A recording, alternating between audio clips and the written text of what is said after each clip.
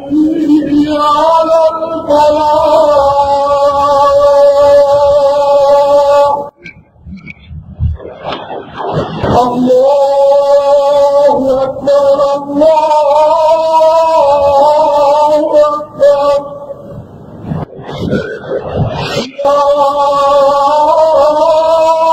لا إله إلا الله.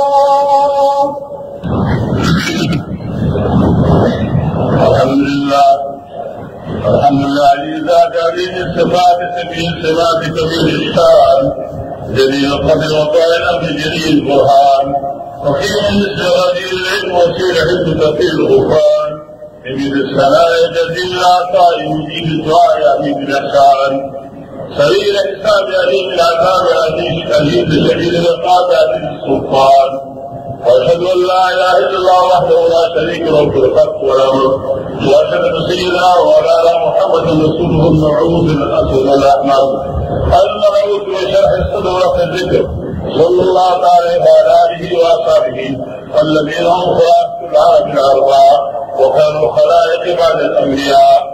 أما بعد فيا أيها الناس وحدوا الله فإن التوحيد لا تطاع واتقوا الله إن التقوى ملاك الحسنات وعليكم بالسنة فإن السنة تهدي للطاعة ومن أطاع الله ورسوله فقد رشد وهدى وإياكم والبدع فإن البدع تهدي المعصية ومن يعص الله ورسوله فقد ضل وغوى. وعليكم بالإحسان فإن الله يحب المحسنين ولا تحب الدنيا فتكون من الخاسرين.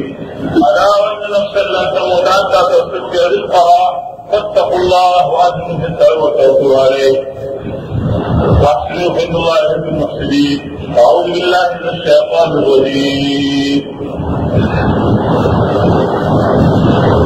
وضلهم مثل الحياة الدنيا كماء إن أنزلناه من السماء فاختلط به نبات الأرض فأصبح هشيما تذروه الرياح وكان الله على كل شيء مقتدرا.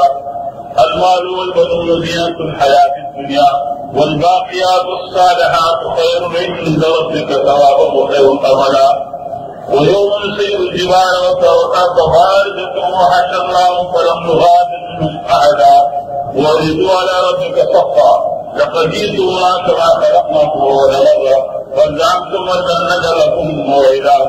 ووضع الكتاب للمجرمين مشككين ما فيه ويقول يا ويلتنا ما لهذا الكتاب لا يغادر صغيرة ولا كبيرة إلا أحصاها ووجدوا ما عملوا حاضرا ولا يظلم ربك أحدا. بارك الله لنا ولكم في القرآن العظيم ونفع وإياكم بهذا الآية الحكيم. أقول قولي هذا وأستغفر الله لي ولكم ولسائر المسلمين فاستغفروه إنه هو الغفور الرحيم.